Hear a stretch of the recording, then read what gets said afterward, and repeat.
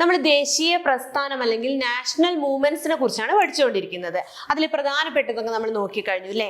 അപ്പൊ ഇനി നമുക്ക് നോക്കാനുള്ളത് ഗാന്ധിജി ഇന്ത്യയിലേക്ക് തിരിച്ചു വന്നതിന് ശേഷം ദേശീയ പ്രസ്ഥാനത്തിലുണ്ടായ മാറ്റങ്ങളെ കുറിച്ചും ഗാന്ധിജി പങ്കെടുത്ത ദേശീയ പ്രസ്ഥാനങ്ങളെ കുറിച്ചൊക്കെയാണ് നമ്മൾ ഇന്ന് നോക്കാൻ വേണ്ടി പോകുന്നത്. നമ്മൾ പറഞ്ഞു തിരിച്ചെത്തിയെന്നല്ലേ. അപ്പൊ ഗാന്ധിജി എവിടെയായിരുന്നു? ഗാന്ധിജി ദക്ഷിണാഫ്രിക്കയിലായിരുന്നു. അദ്ദേഹത്തിന്റെ പഠനവും കാര്യങ്ങളും ഒക്കെ ആയിട്ട് എവിടെയായിരുന്നു? ദക്ഷിണാഫ്രിക്കയിലായിരുന്നു. അവിടെ നിന്ന് തിരിച്ചെത്തിയത് എന്നാണ് 1915 ജനുവരി 9 അദ്ദേഹം ദക്ഷിണാഫ്രിക്കയിൽ നിന്നും ഇന്ത്യയിലേക്ക് തിരിച്ചെത്തി. ഓക്കെ, അങ്ങനെ തിരിച്ചെത്തിയിട്ടുള്ള ഓർമ്മയ്ക്കായിട്ട് ജനുവരി 9 ദേശീയ പ്രവാസി ഭാരതീയ ദിവസമായിട്ട് നമ്മൾ ആചരിക്കുന്നുണ്ട്. എന്താണ് പ്രവാസി ഭാരതീയ ദിവസ്? എന്നാണ് ജനുവരി 9. ഓക്കെ അല്ലേ. അപ്പൊ അദ്ദേഹം വന്നതിന് ശേഷം നമ്മുടെ ഇന്ത്യയിലേക്ക് എത്തിയതിനു ശേഷം പങ്കെടുത്തിട്ടുള്ള സമരങ്ങളെ കുറിച്ചും പ്രസ്ഥാനങ്ങളെ കുറിച്ചൊക്കെയാണ് നമ്മൾ ഇന്ന് നോക്കാൻ വേണ്ടി പോകുന്നത്. അതിൽ ആദ്യത്തേതാണ് ചമ്പാരൻ സത്യാഗ്രഹം എന്ന് പറയുന്നത്. ചമ്പാരൻ സത്യാഗ്രഹം ഏത് വർഷമാണ്? 1917. ചമ്പാരൻ എന്ന് പറയുന്നത് എവിടെയാണ്? ബീഹാറിലാണ്. അപ്പൊ നമുക്ക് നോക്കാം. ചമ്പാരൻ സത്യാഗ്രഹ 1917. Mahatma Gandhi's first successful application of Satyagraha in India അല്ലെ. ഗാന്ധിജി ഇന്ത്യയിലേക്ക് വന്നതിന് ശേഷം നടത്തിയ ആദ്യത്തെ സത്യാഗ്രഹം എന്ന് പറയുന്നത് ഏതായിരുന്നു? ചമ്പാരൻ സത്യാഗ്രഹം. When you undead Champaran Bihar 1917. പറഞ്ഞു അല്ലെ. ചമ്പാരൻ എന്ന് പറയുന്നത് എവിടെയാണെന്ന് പറഞ്ഞു? ബീഹാർ. ഏത് വർഷമായിരുന്നു ചമ്പാരൻ സത്യാഗ്രഹം? 1917. European planters demanded high rent and illegal dues from പെസൻസ് അല്ലെ. എന്താണ് പറഞ്ഞത്? ഇനി കാരണം എന്തായിരുന്നു? ചമ്പാരൻ സത്യാഗ്രഹത്തിന്റെ കാരണം എന്തായിരുന്നു എന്നാ പറയുന്നത്? സാധാരണ കൃഷിക്കാർ, നമ്മുടെ ഇന്ത്യയിലെ കൃഷിക്കാര് സാധാരണ കാർഷിക വിളകളായിരുന്നു ഉത്പാദിപ്പിച്ചുകൊണ്ടിരുന്നത്. എന്നാൽ അതിൽ നിന്ന് വ്യത്യസ്തമായിട്ട് ബ്രിട്ടീഷുകാർ എന്തു പറഞ്ഞു? നീലം കൃഷി ചെയ്യാൻ വേണ്ടി ആവശ്യപ്പെട്ടു. ഓക്കെ, അങ്ങനെ നീലം കൃഷി ചെയ്യുന്ന സമയത്ത് നമ്മുടെ കർഷകർക്ക് ഭക്ഷ്യക്ഷാമം ഉണ്ടാവും അല്ലെ. അങ്ങനെ ഭക്ഷ്യക്ഷാമം ഉണ്ടാവുന്നത് അവരുടെ ജീവിതത്തെ ബാധിക്കുകയും ചെയ്യും. അങ്ങനെയായപ്പോൾ അവരെന്തു പറഞ്ഞു? ഒന്നുകിൽ ഞങ്ങൾ നീലം കൃഷി ചെയ്യാം, പക്ഷെ ഞങ്ങൾക്ക് എന്ത് തരണം? കൂടുതൽ വേജ് തരണം, കൂടുതൽ വേതനം തരണം, അല്ലെങ്കിൽ ഞങ്ങൾ എന്തേ ചെയ്യുള്ളൂ? ഭക്ഷ്യവിളകൾ മാത്രമേ ഉത്പാദിപ്പിക്കുള്ളൂ എന്ന് പറഞ്ഞു. ബ്രിട്ടീഷുകാർ അംഗീകരിച്ചിട്ടുണ്ടാവോ? ഇല്ല അല്ലെ. അതിനെതിരെ നടന്നിട്ടുള്ള ഒരു സത്യാഗ്രഹമാണ് ഏത്? ചമ്പാരൻ സത്യാഗ്രഹം എന്ന് പറയുന്നത്. അപ്പൊ അതിന്റെ ലീഡർ ആരായിരുന്നു? ഗാന്ധിജി ആയിരുന്നു. അങ്ങനെ എന്താ പറയുന്നത്? ഗാന്ധിജി ഇന്ത്യയിലേക്ക് വന്നതിന് ശേഷം നടത്തിയിട്ടുള്ള ആദ്യത്തെ സത്യാഗ്രഹം എന്ന് പറയുന്നത് ഏതാണ്? ചമ്പാരൻ സത്യാഗ്രഹമാണ്. ഈ ഒരു സത്യാഗ്രഹത്തിലൂടെയാണ് കർഷകർ കൂടുതലും എങ്ങോട്ടേക്ക് വന്നു? ദേശീയ പ്രസ്ഥാനങ്ങളിലേക്ക് എത്തിച്ചേർന്നു എന്നാണ് പറയുന്നത്. Gandhiji satyagraha led to British agreement to farmers demand അല്ലെ. അവസാനം എന്ത് സംഭവിച്ചു? ഗാന്ധിജി ഇതിലേക്ക് ഇടപെടുകയും കൂടി ചെയ്തപ്പം ബ്രിട്ടീഷുകാര് നമ്മുടെ കർഷകരുടെ ആവശ്യങ്ങളെല്ലാം അംഗീകരിച്ചു. അതാണ് എന്ത്? ചമ്പാരൻ സത്യാഗ്രഹം എന്ന് പറയുന്നത്. പ്രധാനപ്പെട്ട എന്തൊക്കെയാണ്? 1917 നടന്നു. ആരായിരുന്നു ലീഡർ എന്ന് പറയുന്നത്? ഗാന്ധിജി ആയിരുന്നു. ഗാന്ധിജി ഇന്ത്യയിൽ നടത്തിയിട്ടുള്ള ആദ്യത്തെ എന്ന് പറയുന്നത് ഏതായിരുന്നു? ചമ്പാരനായിരുന്നു അല്ലെ. ചമ്പാരൻ സത്യാഗ്രഹത്തിന്റെ പ്രധാന ലക്ഷ്യം എന്തിനു വേണ്ടിയിട്ടായിരുന്നു ചമ്പാരൻ സത്യാഗ്രഹം നടന്നത്? കൃഷിക്കാരുടെ വേതന വർധനവുമായി ബന്ധപ്പെട്ടിട്ട്. ഓക്കെ, അടുത്തതാണ് അഹമ്മദാബാദ് മിൽ സ്ട്രൈക്ക്. ഏത് വർഷമായിരുന്നു? 1918. നമുക്ക് നോക്കാം. Ahmedabad mill strike 1980 marked A significant moment in India's labour movement and Mahatma Gandhi's leadership അല്ലെ. ഗാന്ധിജിയുടെ നേതൃത്വത്തിൽ നടത്തിയിട്ടുള്ള മറ്റൊരു ലേബർ മൂവ്മെന്റ് എന്ന് പറയുന്നത് ഏതായിരുന്നു? അഹമ്മദാബാദ് മിൽ സ്ട്രൈക്ക് ആയിരുന്നു. ഇതിന്റെ കാരണം എന്തായിരുന്നു? എന്തിനു വേണ്ടിയിട്ടാണ് ഈ ഒരു സമരം നടത്തിയത്? Textile mill workers demanded economic justice after plague bonus stopped. Okay, ആ ഒരു സമയത്ത് 1918 അവിടങ്ങളിലെല്ലാം തന്നെ പ്ലേഗ് പടർന്നു പിടിച്ചിട്ടുണ്ടായിരുന്നു. പ്ലേഗ് എന്ന് പറയുന്ന രോഗം പടർന്നു പിടിച്ചിട്ടുണ്ടായിരുന്നു. ആ ഒരു സമയത്ത് ബ്രിട്ടീഷുകാർ എന്ത് ചെയ്തു? അവർക്കൊരു പ്ലേഗ് ബോണസ് ഏർപ്പാട് ചെയ്തിട്ടുണ്ടായിരുന്നു. അവസാനം ഈ ഒരു പ്ലേഗ് ഒക്കെ നിന്ന സമയത്ത് പ്ലേഗ് ബോണസും അവർ നിർത്തലാക്കി. അതുമായി ബന്ധപ്പെട്ട് നടന്നിട്ടുള്ള ഒരു സ്ട്രൈക്ക് ആയിരുന്നു ഏതെന്ന് പറഞ്ഞിട്ടുണ്ടെങ്കിൽ അഹമ്മദാബാദ് മിൽ സ്ട്രൈക്ക്. അവരെന്ത് പറഞ്ഞു? കൃഷിക്കാരെന്താ പറഞ്ഞത്? പ്ലേഗ് ബോണസ് നിർത്തിക്കോട്ടെ, പക്ഷെ അതിന് പകരം എന്ത് വേണം? അവരുടെ വേതനത്തിൽ ഒരു 50% ഇൻക്രിമെന്റ് ആണ് അവര് പറഞ്ഞിരുന്നത്. പക്ഷെ പിന്നീട് ബ്രിട്ടീഷുകാർ അത് അംഗീകരിച്ചില്ല. പിന്നീട് ഗാന്ധിജിയുടെ ഇടപെടലൊക്കെ ഉണ്ടായി. അങ്ങനെ ഗാന്ധിജി ഇന്ത്യയിൽ നടത്തിയിട്ടുള്ള ആദ്യത്തെ നിരാഹാര സത്യാഗ്രഹം എന്ന് പറയുന്നത് ഏതായിരുന്നു? അഹമ്മദാബാദ് മിൽ സമരമാണ്. ഓക്കെ, അങ്ങനെ ഗാന്ധിജി ഇതിൽ ഇടപെട്ടു. അതിനുശേഷം എന്ത് ചെയ്തു? ബ്രിട്ടീഷുകാര് കൃഷിക്കാരുടെ ആവശ്യം അംഗീകരിച്ചു. 50% പകരം എന്ത് ചെയ്തു? ഒരു 35% വരെ ഇൻക്രിമെന്റ് വേതനത്തിൽ നൽകുകയാണ് ഉണ്ടായത്. ഓക്കെ, അപ്പൊ എന്തൊക്കെയാ പറഞ്ഞത്? നമ്മള് 1918 നടന്നത്. എന്തായിരുന്നു ഇതിന്റെ കാരണം? പ്ലേഗ് ബോണസ് സ്റ്റോപ്ഡ് അല്ലെ, പ്ലേഗ് ബോണസ് നിർത്തിയതുമായി ബന്ധപ്പെട്ടിട്ടായിരുന്നു. അവര് വർക്കേഴ്സ് എന്താ പറഞ്ഞത്? 50% ഇൻക്രിമെന്റ് ആവശ്യപ്പെട്ടു. പിന്നെയോ Gandhiji's first hunger strike in India അല്ലെ, ഗാന്ധിജി ഇന്ത്യയിൽ നടത്തിയിട്ടുള്ള ആദ്യത്തെ നിരാഹാര സത്യാഗ്രഹം എന്ന് പറയുന്നത് ഏതായിരുന്നു? അഹമ്മദാബാദ് മിൽ സമരം. പിന്നെ അവസാനം എന്താ സംഭവിച്ചത്? 35% വേതന വർധനവ് ആര് നൽകി? ബ്രിട്ടീഷുകാർ നൽകി. അടുത്താണ് ഖേദ സത്യാഗ്രഹം. ഏത് വർഷമാണ്? 1918. ഖേദ എന്ന് പറയുന്നത് ഗുജറാത്തിലാണ്. നോക്കാം അതിന്റെ കാരണങ്ങൾ എന്തൊക്കെയാണെന്ന്. ഖേദ സത്യാഗ്രഹ 1918. കോസ്, അതിന്റെ കാരണം എന്തായിരുന്നു നോക്കാം. Failed crops in Kheda district Gujarat due to droughts in 1918. 1918 Kheda എന്ന് പറഞ്ഞ ഗുജറാത്തിലെ ഒരു സ്ഥലമായിരുന്നു. അവിടെ എന്ത് സംഭവിച്ചു? അവിടെ വരൾച്ച കാരണം കൃഷികളെല്ലാം തന്നെ നശിച്ചു. ഓക്കെ, ആ സമയത്ത് തന്നെ കർഷകർ എന്ത് ഡിമാൻഡ് ചെയ്തു? Relaxation in payment of revenue അല്ലെ. സാധാരണ എന്ത് ചെയ്യാറുണ്ട്? കൃഷിക്കാർ ഒരു ടാക്സ് ആയിട്ട് ബ്രിട്ടീഷുകാർക്ക് നൽകാറുണ്ട്. പക്ഷെ ഇങ്ങനെ വരൾച്ചയൊക്കെ സംഭവിച്ച സമയത്ത് അവർ എന്തു പറഞ്ഞു? ഞങ്ങൾക്കൊരു ചെറിയൊരു റിലാക്സേഷൻ തരണം, അല്ലെങ്കിൽ ചെറിയൊരു കുറവ് തരണം എന്ന് പറഞ്ഞു. Gandhiji's advice non payment of tax forcing authorities to reduce rates.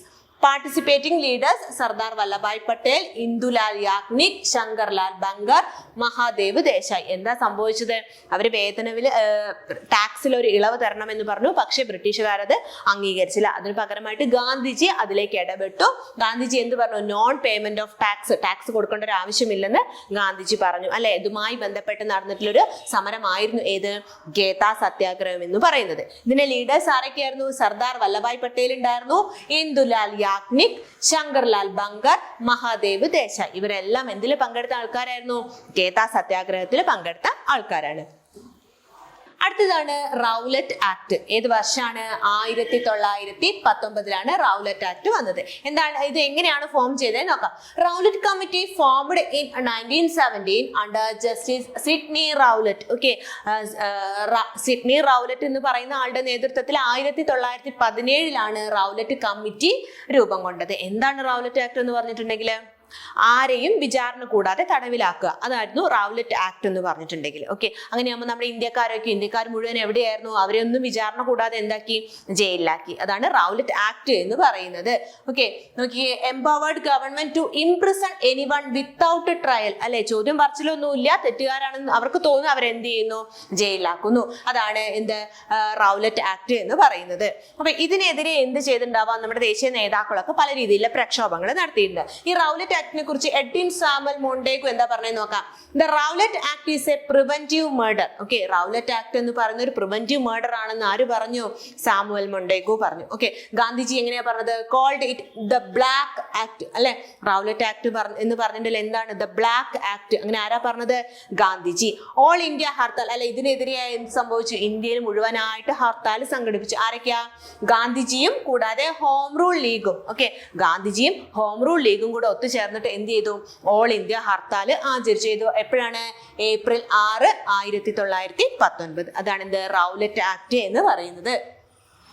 അടുത്ത നോക്കാം. ജാലിയൻ വാലാബാഗിലെ ജാലിയൻ വാലാബാഗ് കൂട്ടക്കൊല. എന്തൊക്കെയാ ജാലിയൻ വാലാബാഗിനെ കുറിച്ച് നോക്കാം. ജാലിയൻ വാലാബാഗ് മസാക്കർ 1919 അല്ലെ, 1919 തന്നെയാണ് എന്ത്? ജാലിയൻ വാലാബാഗ് കൂട്ടക്കൊലയും നടന്നത്. Also known as Amritsar massacre അല്ലെ. അമൃത്സർ മസാക്കർ എന്നുകൂടി അറിയപ്പെടുന്നത് ഏതാണ്? Jallian Wala Bagh massacre. Protest against the Rowlatt act. എന്തിനു വേണ്ടി വന്നതാ? റൗലറ്റ് ആക്ടിന് എതിരായിട്ട് വന്നതാണ് ഈ ജാലിയൻ വാലാബാഗ് എന്ന് പറയുന്നത്. ഇത് എവിടെ വെച്ചാൽ നടന്നത് നോക്കാം. ജാലിയൻ വാലാബാഗ്, അമൃത്സർ, പഞ്ചാബ് അല്ലെ. പഞ്ചാബിലുള്ള അമൃത്സർ എന്ന് പറയുന്ന സ്ഥലത്ത് ജാലിയൻ വാലാബാഗ് എന്ന് പറയുന്ന ഒരു പബ്ലിക് ഗാർഡൻ ഉണ്ട്. അവിടെയായിരുന്നു എന്ത് നടന്നത്? ഈ ജാലിയൻ വാലാബാഗ് കൂട്ടക്കൊല നടന്നത്. എപ്പോഴാണ്? 1919 ഏപ്രിൽ 13. എപ്പോഴാ? 1919 ഏപ്രിൽ 13. നോക്കിക്കേ, ഇവന്റ് എന്താ സംഭവിച്ചെന്ന് നോക്കാം. Large അൺആംഡ് crowd assembled to protest arrest of doctor Saifuddin Kitchlew and Satyapal. Okay, Saifuddin Kitchlew, Satyapal എന്ന് പറഞ്ഞ രണ്ടുപേരെ റൗലറ്റ് ആക്ടിൽ പ്രതിഷേധിച്ച് എന്ത് ചെയ്തിട്ടുണ്ടായിരുന്നു? തടവിലാക്കിയിട്ടുണ്ടായിരുന്നു. അതിനെതിരെ എന്ത് സംഭവിച്ചു? ജാലിയൻ വാലാബാഗ് എന്ന് പറയുന്ന സ്ഥലത്ത് ജനങ്ങൾ എല്ലാവരും കൂടെ ഒത്തുകൂടി. Okay, tragedy, general Reginald Dyer ordered firing on the crowd. ആ ഒരു സമയത്ത് ആരാണ്? റെജിനാൾഡ് ഡയർ എന്ന് പറയുന്ന ആളും അവരുടെ സംഘവും കൂടി എങ്ങോട്ടേക്ക് വന്നു? ജാലിയൻ വാലാബാഗിലേക്ക് കയറി. അങ്ങനെ കയറിയതിനു ശേഷം എല്ലാ എൻട്രൻസും അവർ എന്ത് ചെയ്തു? ക്ലോസ് ചെയ്തു. എന്നിട്ട് എന്ത് സംഭവിച്ചു? അവരോട് വെടിവെക്കാൻ വേണ്ടി പറഞ്ഞു. വെടിവെപ്പിൽ എന്താ സംഭവിച്ചു? കുറെ പേരെ അവര് കൊന്നൊടുക്കി. അതാണ് എന്ത്? ജാലിയൻ വാലാബാഗ് കൂട്ടക്കൊല എന്ന് പറയുന്നത്. അപ്പൊ ആ ഒരു സമയത്ത് പഞ്ചാബിലെ ഗവർണർ ആയിരുന്നു മൈക്കിൾ ഒ ഡയർ. ആ സമയത്ത് പഞ്ചാബിലെ ഗവർണർ ആരായിരുന്നു? Michael O Dyer. ഓക്കെ, ഇതിനെതിരെ ഈ ജാലിയൻ വാലാബാഗ് കൂട്ടക്കൊലയെ കുറിച്ച് അന്വേഷിക്കാൻ വന്നിട്ടുള്ള കമ്മീഷനാണ് ഏത്? ഹണ്ടർ കമ്മിറ്റി എന്ന് പറയുന്നത്. അപ്പൊ ക്ലിയർ അല്ലേ? ജാലിയൻ വാലാബാഗ് എന്ന് പറഞ്ഞ ഏത് വർഷമായിരുന്നു? 1919 എന്തിനു വേണ്ടിയിട്ടായിരുന്നു വന്നത്? റൗലറ്റ് ആക്ടില് പ്രതിഷേധിച്ചതിന് രണ്ടുപേരെ അറസ്റ്റ് ചെയ്തു. ആരൊക്കെയായിരുന്നു ആ രണ്ടുപേര്? ഡോക്ടർ സൈഫുദ്ദീൻ കിച്ചിലും ഡോക്ടർ സത്യപാലും. അവരെ അറസ്റ്റ് ചെയ്തു. അതിൽ പ്രതിഷേധിച്ച് ഇന്ത്യയിലെ ജനങ്ങളെല്ലാം കൂടി എവിടെയാ ഒത്തുകൂടിയത്? ജാലിയൻ വാലാബാഗിൽ വെച്ച് ഒത്തുകൂടി. ആ ഒരു സമയത്ത് ജനറൽ റെജിനാൾഡ് ഡയർ എന്ന് പറയുന്ന ആള് എന്ത് ചെയ്തു? അവിടേക്ക് വരികയും അവൻ എന്തിന് ഓർഡർ ചെയ്തു? ഇന്ത്യക്കാർക്ക് നേരെ വെടിവെക്കാൻ വേണ്ടി ഓർഡർ ഇട്ടു അല്ലെ. അങ്ങനെ നടത്തിയൊരു കൂട്ടക്കൊലയാണ് എന്ത്? ജാലിയൻ വാലാബാഗ് കൂട്ടക്കൊല എന്ന് പറയുന്നത്. അടുത്തതാണ് നോൺ കോർപ്പറേഷൻ മൂവ്മെന്റ്. എപ്പോഴായിരുന്നു? 1920 മുതൽ 22 വരെയുള്ള കാലഘട്ടത്തിലാണ് എന്ത് നടന്നത്? നോൺ കോർപ്പറേഷൻ മൂവ്മെന്റ് അഥവാ നിസ്സഹകരണ സമരം നടന്നത്. Non cooperation movement was launched by Mahatma Gandhi in 1st August 1920 അല്ലെ. 1920 ഓഗസ്റ്റ് 1 അതായത് നിസ്സഹകരണം എന്നൊരു ആശയം കൊണ്ടുവന്നത് ആരായിരുന്നു? ഗാന്ധിജിയാണ്. Main goal attainment of swaraj or self government. ഈ നോൺ കോർപ്പറേഷൻ മൂവ്മെന്റിന്റെ ലക്ഷ്യം എന്ന് പറയുന്നത് എന്തായിരുന്നു? സ്വരാജ് അല്ലെങ്കിൽ self government. Impact establishment of education institutions, Jamia Millia Islamia, Kashi Vidyapeeth, Gujarat Vidyapeeth, Bihar Vidyapeeth ഇതൊക്കെ സ്ഥാപിച്ചു. എന്താ പറഞ്ഞത്? നോൺ കോർപ്പറേഷൻ മൂവ്മെന്റ് അല്ലെങ്കിൽ നിസ്സഹകരണ സമരം അല്ലെ. നമ്മൾ ബ്രിട്ടീഷുകാർ കൊണ്ടുവരുന്ന സാധനങ്ങളൊക്കെ എന്ത് ചെയ്യുക? ബഹിഷ്കരിക്കുക. അതിന് നേതൃത്വം നൽകിയത് ആരായിരുന്നു? ഗാന്ധിജിയാണെന്ന് പറഞ്ഞു അല്ലെ. അങ്ങനെ നിസ്സഹകരണ സമരത്തിന്റെ ഭാഗമായിട്ട് നമ്മുടെ ഇന്ത്യയിൽ വന്നിട്ടുള്ള വിദ്യാഭ്യാസ സ്ഥാപനങ്ങളാണ് ഏതെല്ലാം?